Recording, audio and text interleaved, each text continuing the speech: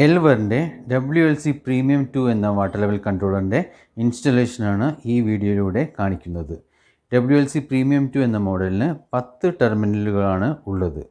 അതിൽ terminal number 1 face in ആണ്, terminal number 2 neutral, terminal number 3 face out, പിന്നെ 4, 5, 6, 7 ടെർമിനലുകൾ ഓവർ ടാങ്കിലെ സെൻസർ കണക്ട് ചെയ്യാനുള്ള ടെർമിനലുകളാണ്. അതിനുശേഷം 8, 9, 10 സമ്പ് ടാങ്ക് ഉണ്ടെങ്കിൽ അതിൽ സെൻസർ വെക്കണമെന്നുണ്ടെങ്കിൽ അതിൽ സെൻസർ വയ്ക്കാൻ വേണ്ടിയിട്ടാണ് 8, 9, 10 ടെർമിനലുകൾ. ഇപ്പോൾ DP സ്വിച്ചാണ് ഈ ഓട്ടോമാറ്റിക് വാട്ടർ ലെവൽ കൺട്രോളർ ഉപയോഗിക്കുന്നതിന് മുന്നേ DP സ്വിച്ച് മുഖാന്തരമാണ് ഈ മോട്ടോർ ഓൺ ഓഫ് ചെയ്തിരുന്നത് എന്നിരിക്കട്ടെ. അങ്ങനെയുള്ള ഒരു സ്ഥലത്ത് നമ്മുടെ ഈ water level controller WLC Premium2 എന്ന വാട്ടർ ലെവൽ കൺട്രോളർ ഇൻസ്റ്റാൾ ചെയ്യണമെന്നുണ്ടെങ്കിൽ ഈ DP സ്വിച്ചിൻ്റെ ഔട്ട് പോകുന്ന ഫേസ് അത് അവിടെ നിന്നും അഴിക്കുക. എന്നിട്ട് ഈ അഴിച്ച ഭാഗം കാലിയായി കിടക്കുകയാണല്ലോ, അവിടെ നിന്നും വേറെ ഒരു വയർ എടുത്ത് കണക്ട് ചെയ്ത് ഇതിൻ്റെ ഈ വാട്ടർ ലെവൽ കൺട്രോളറിൻ്റെ ടെർമിനൽ നമ്പർ 1 കൊടുക്കുക. 1 ഫേസ് എന്ന് എഴുതിയിട്ടുണ്ടാവും, 1 കൊടുക്കുക. പിന്നെ DP സ്വിച്ചിൻ്റെ ന്യൂട്രൽ അവിടെ നിന്ന് ഒരു വയർ കൂടി എടുക്കുക. ഔട്ട് ന്യൂട്രലിന് ഒരു വയർ കൂടി എടുത്തതിന് ശേഷം ആ വയറിൻ്റെ മറ്റേ അറ്റം ഇതിൻ്റെ ടെർമിനൽ നമ്പർ 2 ന്യൂട്രൽ N എന്ന് എഴുതിയിട്ടുണ്ടാകും, ആ 2 കൊടുക്കുക. അതിനുശേഷം മോട്ടോറിലേക്ക് പോയിരുന്ന ഫേസ് വയറാണ് നമ്മൾ DP സ്വിച്ചിൽ നിന്നും അഴിച്ചു മാറ്റിയ ഫേസ് വയർ. അപ്പോൾ ആ മോട്ടോറിലേക്ക് പോകുന്ന വയർ അത് ഇതിൻ്റെ ടെർമിനൽ നമ്പർ 3 കൊടുക്കുക. അതായത് DP സ്വിച്ചിൽ നിന്ന് ഡയറക്റ്റായി മോട്ടോറിലേക്ക് പോയിരുന്ന ഫേസ് ഇതിലൂടെ കയറി ഇറങ്ങി പോയി എന്നർത്ഥം. ആദ്യം ഇതിൻ്റെ 1 വന്നു, എന്നിട്ട് ഇതിൻ്റെ ഉള്ളിലെ റിലേ ഓൺ ആകുമ്പോൾ 1, 3 തമ്മിൽ കണക്ഷൻ കിട്ടുകയും അപ്പോൾ 1 വന്ന ഫേസ് 3 കിട്ടുകയും ആ 3 കണക്ട് ചെയ്തത് കാരണം മോട്ടോറിൻ്റെ ഫേസ് വയർ 3 കണക്ട് ചെയ്ത കാരണം മോട്ടോർ ഓൺ ആവുകയും ചെയ്യും.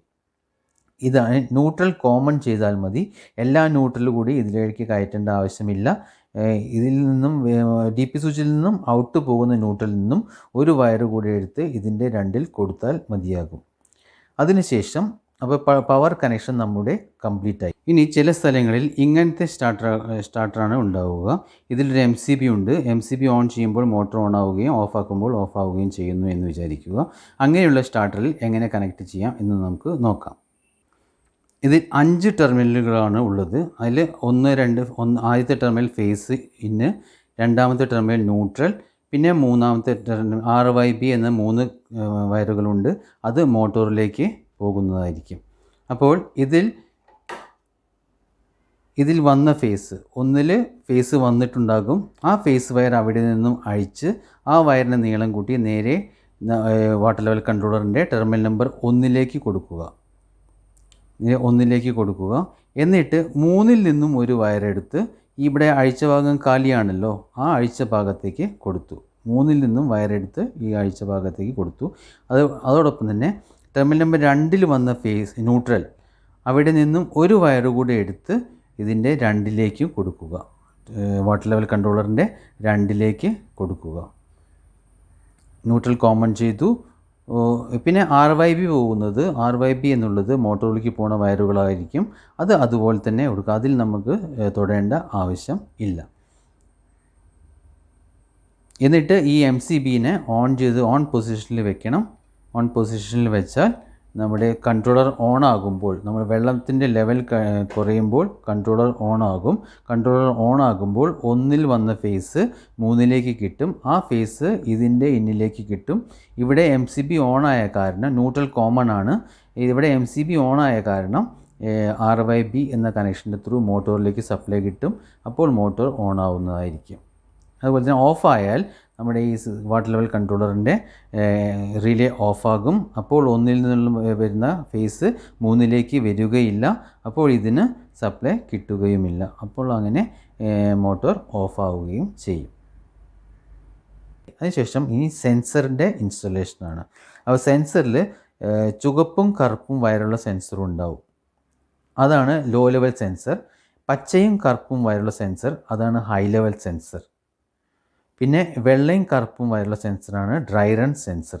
ഈ ചുവപ്പും കറുപ്പും വയറുള്ള സെൻസർ ലോ ലെവൽ സെൻസർ, അതായത് ഒരു അര ടാങ്ക് ലെവലിൽ തൂക്കിയിടുക. പിന്നെ പച്ചയും കറുപ്പും വരെയുള്ള സെൻസർ ഹൈ ലെവൽ സെൻസറാണ്. അത് മുങ്ങിയാലാണ് മോട്ടോർ ഓഫ് ആവുക.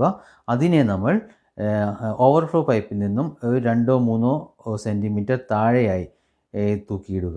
ഒരു സേഫായിട്ട് അത് മുങ്ങിയാലാണ് ഓഫ് ആവുക. അപ്പോൾ ഓവർഫ്ലോ ആകാത്ത വിധത്തിൽ ഓവർഫ്ലോ പൈപ്പിൻ്റെ താഴെ ലെവലിലായിരിക്കണം ഹൈ ലെവൽ സെൻസർ തൂക്കി ഇടേണ്ടത്.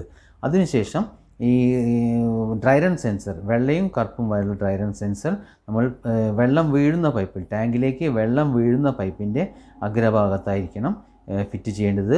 അത് ഒന്നുകിൽ സ്റ്റെയിൻലെസ് സ്റ്റീൽ സ്ക്രൂ ഉപയോഗിച്ച് സ്ക്രൂ ചെയ്ത് വെക്കാം, അല്ലെങ്കിൽ കേബിൾ ടൈ കൊണ്ട് കെട്ടി വെക്കുകയുമാവാം. ഏറ്റവും നന്നായി സേഫായിട്ട് ഇരിക്കണം. നല്ല പ്രഷറിൽ, നല്ല ഫോഴ്സിൽ മോട്ടറിൽ നിന്നും വെള്ളം വീഴുമ്പോഴും ഇത് തെറിച്ചു പോകുവാൻ പാടില്ല. അതിൻ്റെ 2 SS-ൻ്റെ സ്ട്രിപ്പ് ഉണ്ടായിരിക്കും ഡ്രൈ റൺ സെൻസറിന്.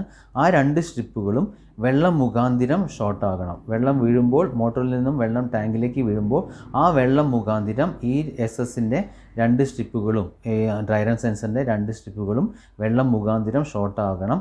അപ്പോഴാണ് താഴെ കൺട്രോളറിന് സിഗ്നൽ ലഭിക്കുക, വെള്ളം വീഴുന്നുണ്ട് എന്നുള്ള സിഗ്നൽ ലഭിക്കുക. അതിന് വേണ്ടിയിട്ടാണ് ഡ്രൈ റൺ സെൻസർ ഉപയോഗിക്കുന്നത്. ഇനി ഈ ലോ ലെവൽ സെൻസറും ഹൈ ലെവൽ സെൻസറും, ചുവപ്പും കറുപ്പും വരെയുള്ള സെൻസറും പച്ചയും കറുപ്പും വരെയുള്ള സെൻസറും വെള്ളം വീഴുന്ന പൈപ്പിൽ നിന്നും വിട്ടിട്ട് വേണം തൂക്കിയിടാൻ. അതിൻ്റെ ഓപ്പോസിറ്റ് സൈഡിലായിട്ട് വേണം തൂക്കിയിടുവാൻ ടാങ്കിൻ്റെ ഉള്ളിൽ. അതിൻ്റെ മുകളിലേക്ക് ഡയറക്റ്റ് വെള്ളം വീഴാൻ പാടുള്ളതല്ല. ഒരു കാരണവശാലും വെള്ളം വീഴുന്ന പൈപ്പിൻ്റെ അടിയിൽ തന്നെ ഈ ലോ ലെവൽ സെൻസറും ഹൈ ലെവൽ സെൻസറും തൂക്കിയിടാൻ പാടുള്ളതല്ല. അത് പ്രത്യേകം ശ്രദ്ധിക്കണം. പിന്നെ ഈ സെൻസറിൽ നിന്നും 4 വയറുകളാണ്.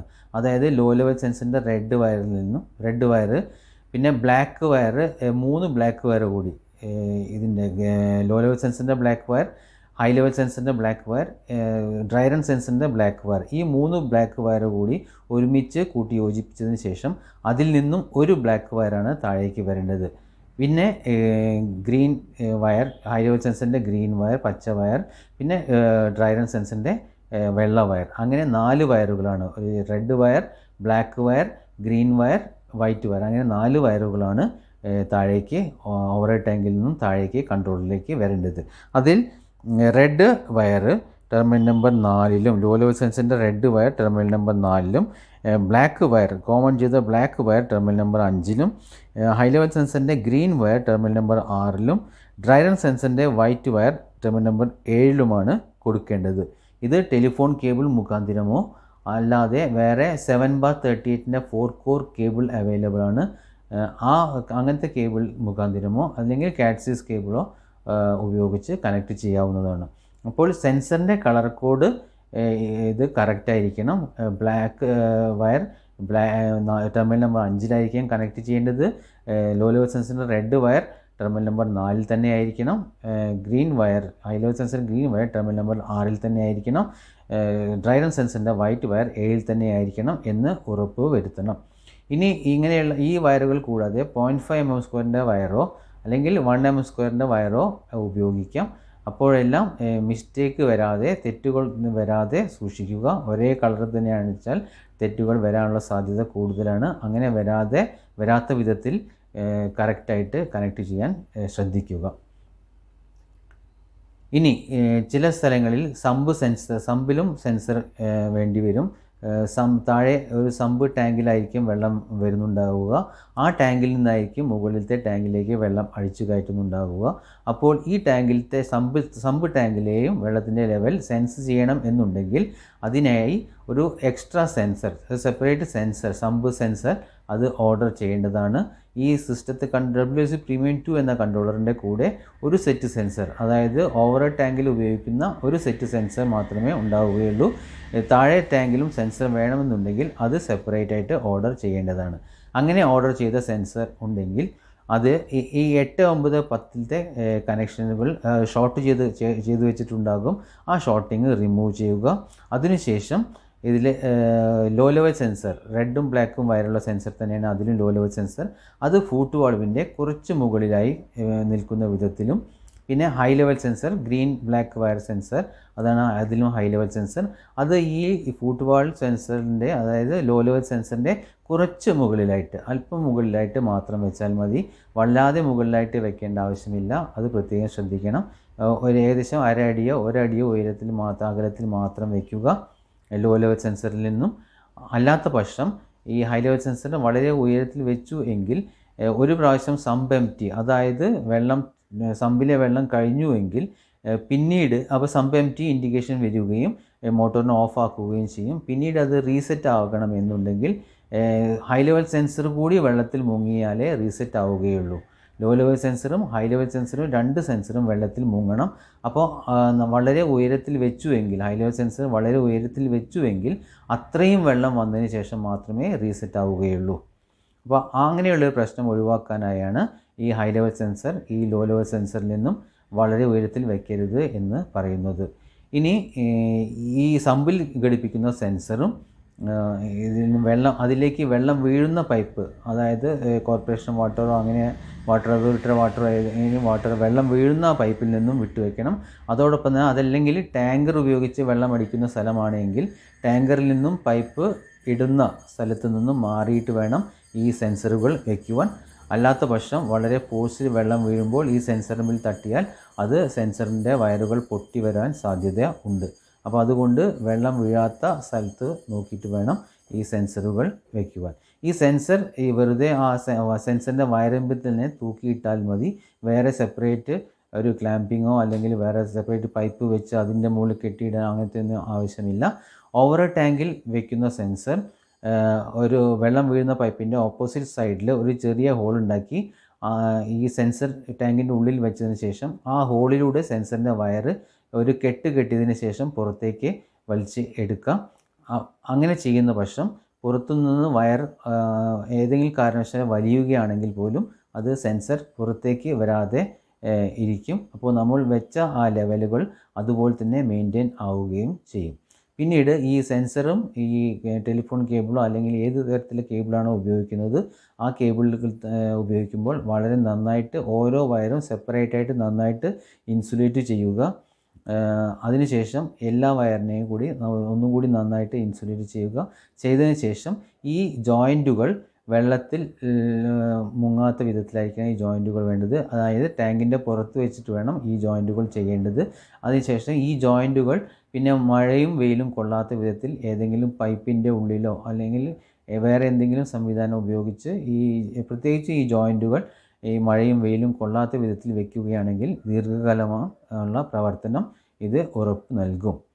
അല്ലാത്ത പക്ഷം ഈ വെയിൽ കൊണ്ട്, ഇപ്പോഴത്തെ തീക്ഷ്ണമായ ഈ വെയിൽ കൊണ്ട് ഈ ഇൻസുലേഷൻ ടേപ്പ് ദ്രവിച്ചു പോവുകയും പിന്നീട് അവിടെ മഴ പെയ്താൽ അവിടെ ഷോർട്ട് ആകുവാനുള്ള സാധ്യതയുമുണ്ട്. അതിനാൽ ഈ സെൻസറുകൾ ജോയിൻറ്റുകൾ, സെൻസറും മറ്റേ ടെലിഫോൺ കേബിളുമായിട്ടുള്ള ജോയിൻറ്റുകൾ വളരെ നന്നായി ഇൻസുലേറ്റ് ചെയ്ത് അതിനെ വെയിലിൽ നിന്നും മഴയിൽ നിന്നും പ്രൊട്ടക്റ്റ് ചെയ്യുന്ന വിധത്തിൽ കവർ ചെയ്ത് വെച്ചാൽ ദീർഘകാലമായിട്ട് വർക്ക് ചെയ്യുന്നതായിരിക്കും.